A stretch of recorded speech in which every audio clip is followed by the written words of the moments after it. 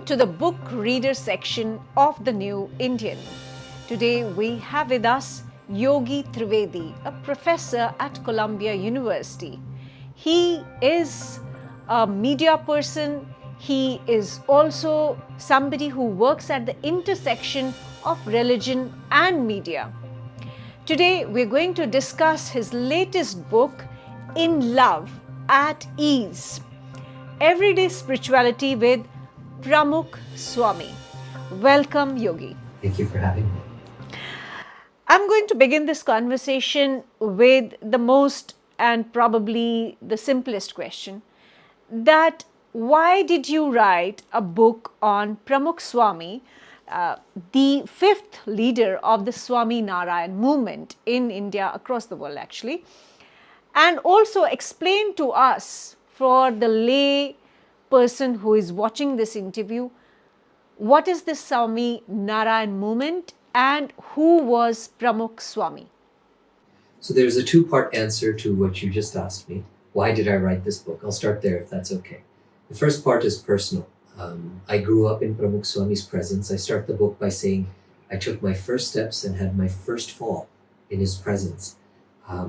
And this was in New York City. This was in the United States. You're based in the US. Yes, I was born and raised in New York. This was Flushing, New York. Anyone who knows New York, Flushing is quite the diverse part of New York, and especially where the first temple was in America. It is called Bound Street. And Bound Street has Korean churches, Chinese missions, several Hindu temples, and Jewish synagogues. I mean, it's quite the place for pluralism and the kind of dialogue that happened in the early 80s, 90s, and then carried on to where it is today. Going back to the book, so I had my first steps and my first fall in his presence. And over the time, as I grew as a person, as I grew as a journalist, as I grew as a scholar of religion and media, and as I grew as just someone who had shifting views and was curious about the world, Pramukh Swami gave me the space to go, right? I mean, a lot of times the argument against organized religion is this sort of being bound, is this being sort of, some would even argue, contained. And Pramukh Swami was very different. Pramukh Swami gave me the space to meet. I've met over 1,000 dharma gurus or religious leaders, from imams to rabbis and everyone else in between. And I've been to 70 different countries and visited hundreds of houses of worship in all of these countries. And every time I went, Pramukh Swami would always ask me, I talk about it in the book, what did you learn? So that kind of open-mindedness, that kind of curiosity that he inspired within me, instead of pushing me away, it always brought me closer to him. So this book is really your personal journey along with Pramukh Swami, the fifth leader of the Swaminarayan movement. That is the framework for it. And then the second part of your question is, why did you write this book? The answer is the spiritual lessons that I learned and the millions of people that learned from him. Today, more than ever, I feel, in the 39 years that I've been alive, I feel that our society is polarized in the context of American society, which I know really well, and Indian society, which I'm learning more and more about every day. And in that world of polarization, of sort of single-mindedness, Pramukh Swami was a breath of fresh air. Well, it looks like Pramukh Swami happened in your life because your parents perhaps were the followers of the Swaminarayan movement. And that's what you, in a way, also talk about in your book. But tell us, you are just 40-year-old young man. Where is the need for religion or spirituality for a 40-year-old man? I mean, I've lived in New York. I've studied at Columbia University, where you are working at the moment. New York is a place where everybody wants to go to Wall Street. Everybody wants to hang out in downtown Manhattan. What are you doing? Why Pramukh Swami and why this movement? And what does it really do for the world? So I think the answer to that is that everyday spirituality, which is in the title right there, has caught everyone's eye that I give the book to, because it's real life. It's practical, it's pragmatic, It's about being a better journalist, a better student. It's about being a better cook. I learned how to cook in my guru's presence. It's about being a better classical and folk musician. Why do you need a guru? I mean, I don't have a guru. People in this room do not perhaps have gurus. Why does anyone need a guru? I think to say that everyone needs a guru is a bold claim. So I'm not going to make that claim, at least not here in the newsroom. But what I am going to say is that gurus are helpful. And I think the one line that sticks with me that I've repeated over and over in the line is that they're walking partners. Think of someone that's walking with you on the journey of life. From the ups and the downs, the hills and the valleys. And in all of that, you feel the presence of a humanly divine hand on your back. Someone that is there to pick you up when you fall. Someone to encourage you, someone to inspire you. And in that everyday spirituality, a big part of this is someone who's a role model for you. Again, you do not perhaps need that person, but I've found, and millions of others from across backgrounds have found that Pramukh Swami was one such spiritual master whose company, whose example, whose association taught them how to be better in life, better human beings in life more than anything else. But when you go through the book, you get a sense that Pramukh Swami was also a very, very influential leader politically. He met 40 heads of states and he was felicitated by several dozens and dozens of countries. What was this power?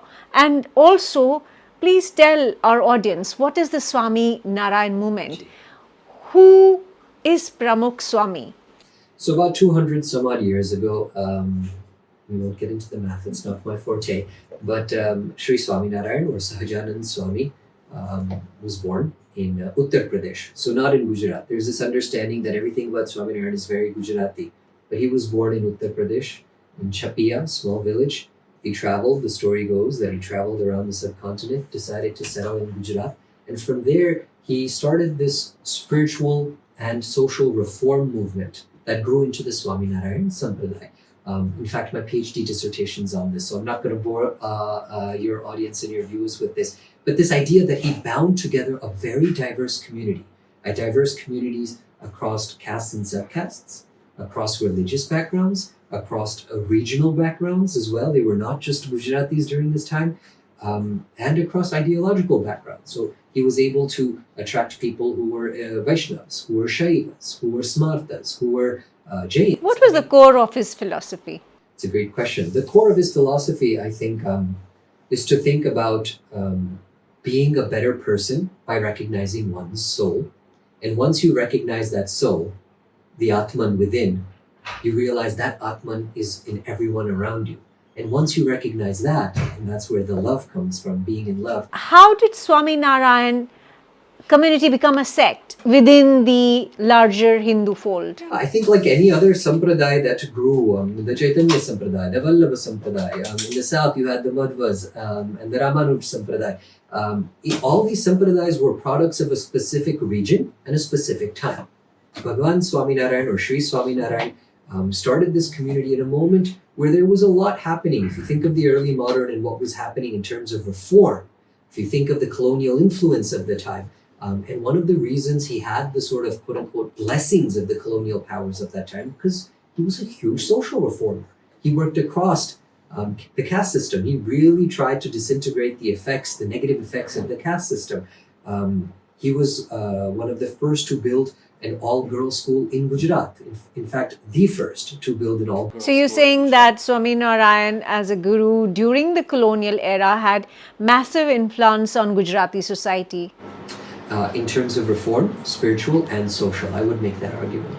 Yes. I see his name, in various, with respect to, for example, 1100 temples that been built by Pramukh Swami, and also meeting millions of people across the world.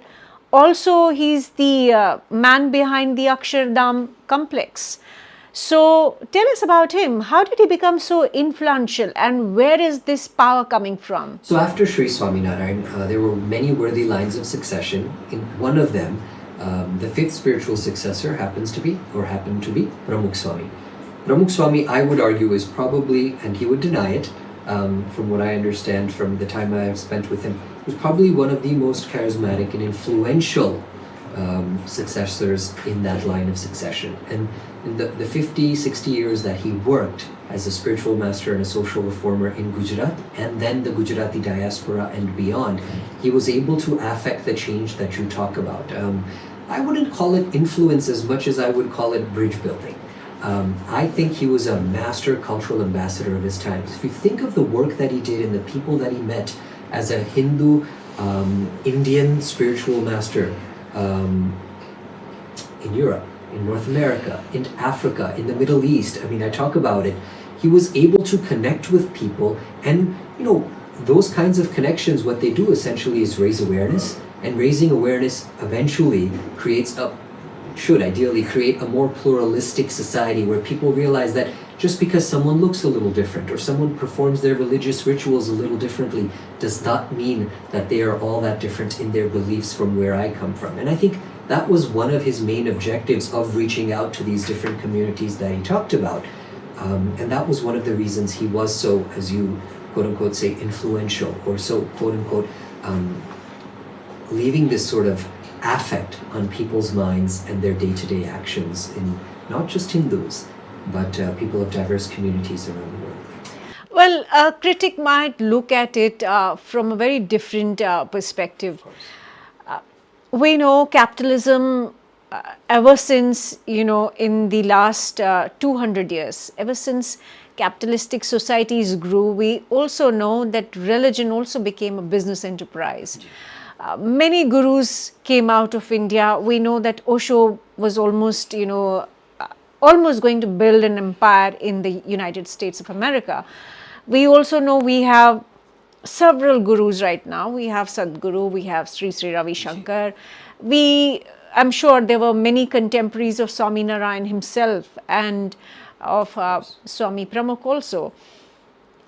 And when you look at all these movements, you look at all these religious sects within the larger pantheon of Hinduism, you get a sense that this is all capital driven. One leader meeting dozens and dozens of heads of states, meeting millions of people. It's taking capital to do this.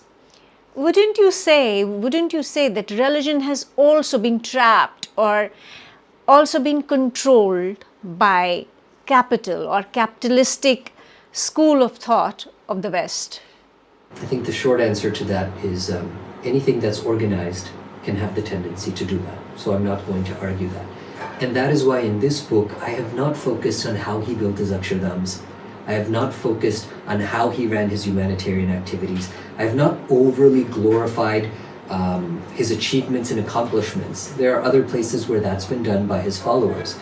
In this book, what I really focus on is how he was in love with all of society, regardless of their race, religion, caste, creed, color.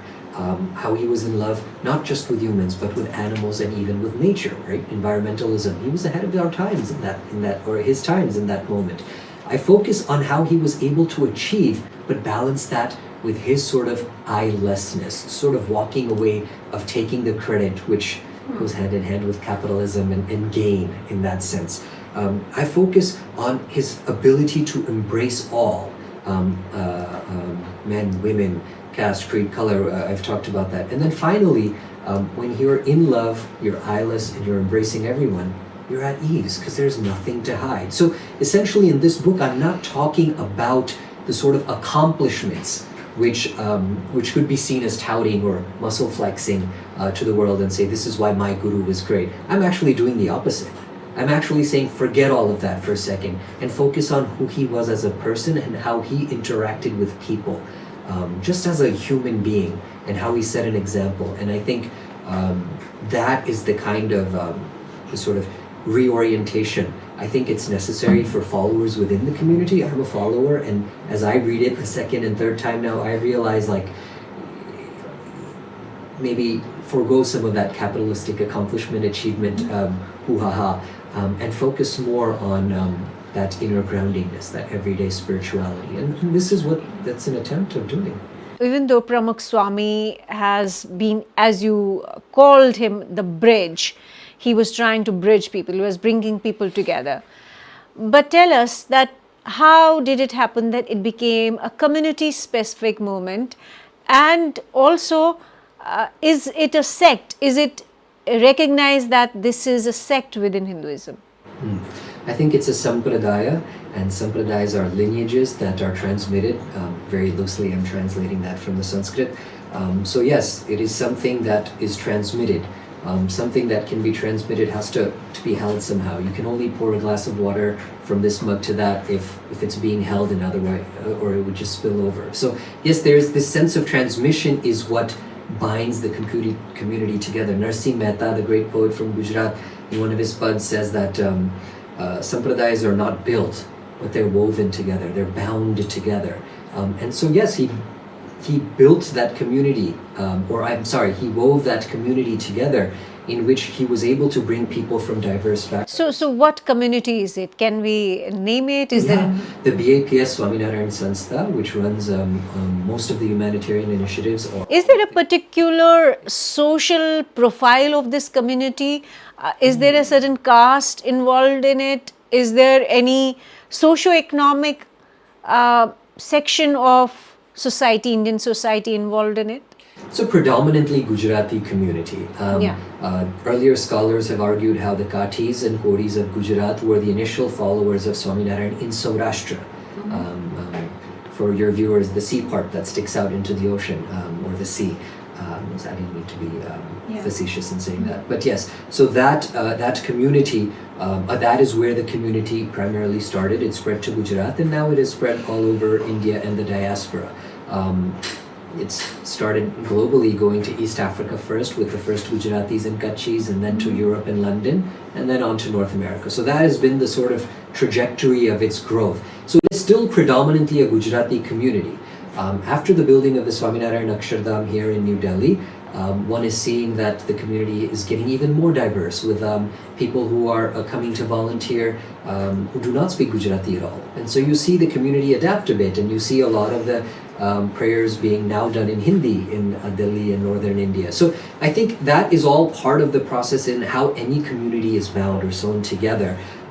Did Pramukh Swami have influence on Gandhi or the freedom struggle movement? Pramukh Swami came much after Mahatma Gandhiji or Mohandas Gandhiji.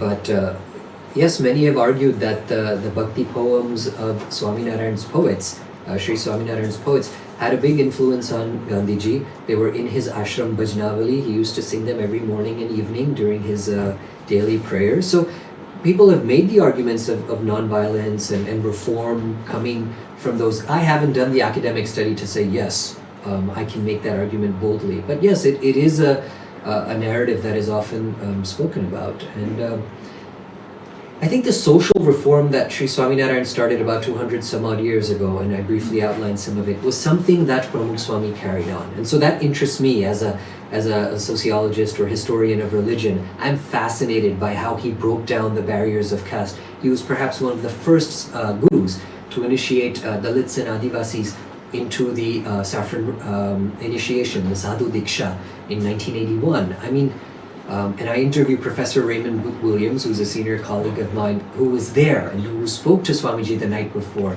and the conversation that ensued about what it would mean to disintegrate these sort of barriers forever. So in my eyes, yes, he was a spiritual master, yes, he was a cultural ambassador, but he was an ideal human being that really worked to bring people together. I felt that Pramukh Swami was the kind of activist, the social activist, who brought society together.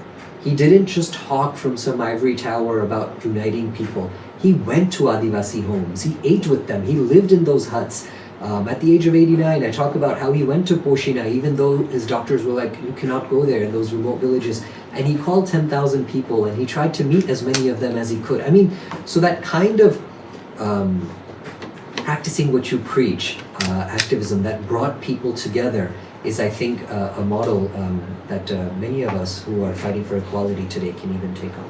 In your book, I think you also refer to Prime Minister Modi, saying that he was also impressed by Pramukh Swami. Did he also influence him in some way? Yeah, I think the first leader that comes to mind is President Abdul Kalam Saab, who has written a book partly about his experiences with Pramukh Swami, Transcendence. I think there were a lot of other leaders who met, and you'll see in here, my favorite picture is this picture of, I'm not going to name all of them, but 5 national level leaders of India in a picture with Pramukh Swami. And I look at that picture every day and say, wow, that was possible. Would that be possible today, to bring all those people on a stage together and have them sitting or standing around each other? And that's why I keep going back to that idea of bridge building. Specifically, when we speak of Prime Minister Narendra Modi, I was there when Pramukh Swami Maharaj left his body when he passed away. And in the village of Saranpur, I was there, and Prime Minister Modi, Narendra Modi, had come. And it was quite emotional. He was talking about his relationship with Pramukh Swami. And if I'm not forgotten, one can go on YouTube and check. He talks about one particular thing that he was very fond of, which was Pramukh Swami calling him and nudging him in the right direction, or even a soft sort of tap on the shoulder, like a reprimand, in saying that, you have to be the leader of this nation.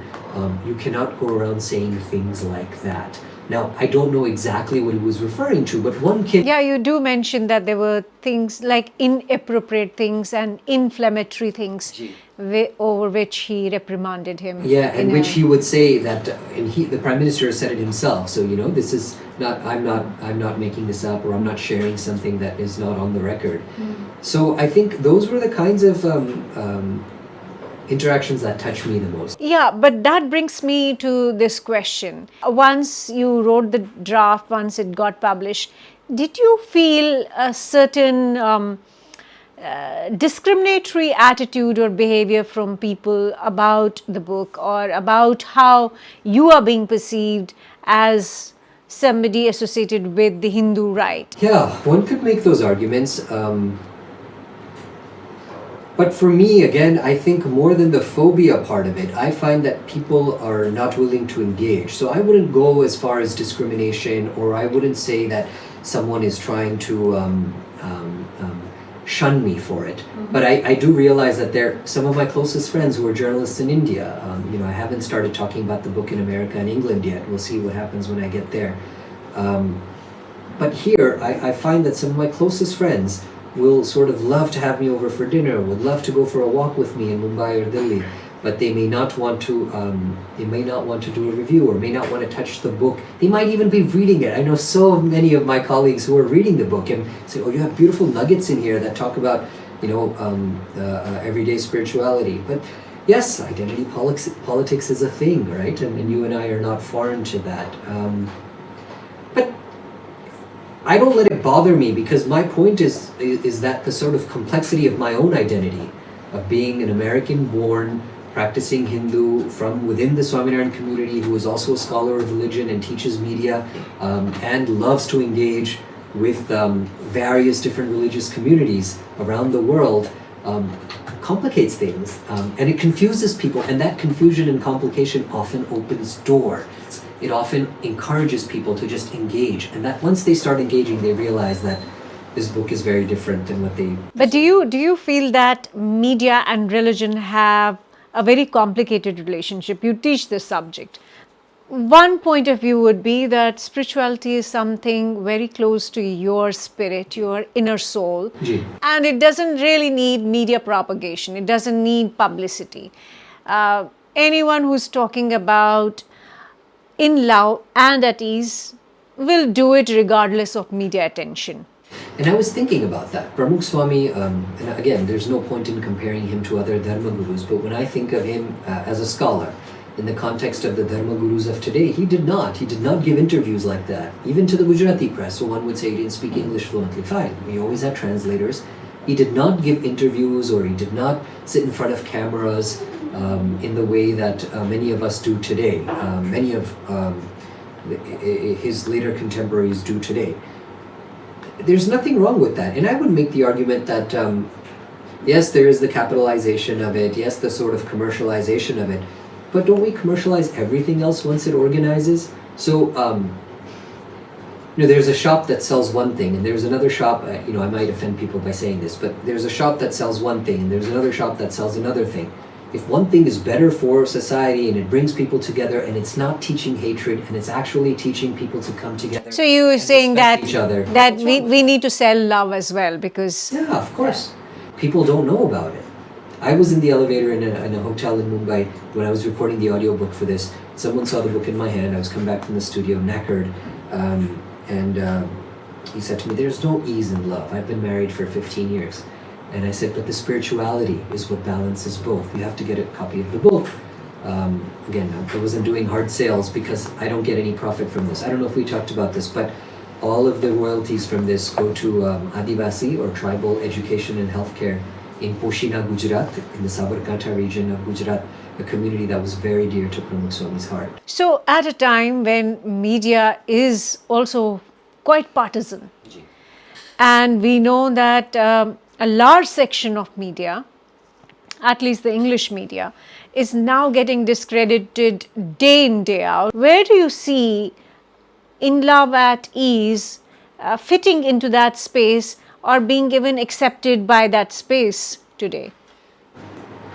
As an educator of journalism, I always said that fake news is not a thing, but lazy news is. And I think, forget the media, we as people have become lazy thinkers, right? We like being told how to think. We like following sort of trendy thoughts and trendy ideas and trendy... So in that space, you think Pramukh Swami's biography or, his journey through your eyes, you think it will find that space the mainstream? And I've tried to do that because some of these chapters start in Syrian refugee camps in northern Jordan. Some of these chapters start in the foothills of the Himalayas. Some of the chapters start in the war zone that you mentioned in Ukraine, where I went as a humanitarian to serve. So what I've tried to do is, and this is not about what I've done, but one could think of this, and I wonder how your viewers would respond to it, is a sort of a different way, a new way to write about a Hindu spiritual leader that starts in different parts of the world, that engages with different communities, and that forces people to sort of take on some of these hard thoughts that you have asked me about. The threefold objective is A, to get people to think about everyday spirituality, about being a better person. The second objective is to get them to not be such lazy thinkers and to question things. My guru always used to say to me, question things because that will only make your faith stronger at some point. It's a journey. And then the third objective obviously is perhaps to find how one can be in love and at ease. And I think that is why I'm still reading it every day. With the book Pramukh Swami, what do you think, where do you think will this Sampradaya, the community that you were talking about, Swaminarayan community, where do you think that community one is today headed towards? Where is this movement placed in India and across the world? I think one could argue in India it's still predominantly in Gujarat, so geographically being placed. It's growing. You can just see by the way the production of a lot of its literature, it's pan-Indian now. So you're seeing it growing in Bengal, you see it growing in, and I think the mandirs and the life of one such master sort of set the pace for that, because he reached out to these different communities, not necessarily looking for followers, but by just reaching out to people. And that outreach, I've met, how many, I speak of a Sikh who lived in the Gulf area, who said that Pramukh Swami specifically told him never to cut his hair, never to stop carrying his kirpan, never to stop reading and venerating the Guru Granth Sahib, because he felt like that was his first guru and that he came after. So that kind of open-mindedness attracted people, just like... He also had a certain following in the Muslim community. Yes, I would say following is a strong word, but I would say people that would say, yes, Pramukh Swami is my guru. Though they lived lives dedicated and committed to the beliefs and practices of Islam, they still found comfort in engaging with Pramukh Swami. So, yeah, And how is it that everybody across the political aisle in India, whether it's the Congress Party and Aam Aadmi Party today, in fact, we know that Arvind Kejriwal did go to the spiritual center in Gujarat to get his blessings. How is it that he has so much political clout? I think clout comes from presence, right? I'm just thinking now as a capitalist, if I may. Clout comes from presence, and the Swaminarayan community has presence here, and it has presence in the diaspora. So it's no surprise that people are coming there. Pramukh Swami was not the only spiritual master that politicians would visit and try to make it a point of visiting, right? Publicly, sort of let it be announced that, hey, I'm here too. But that's the political side of it,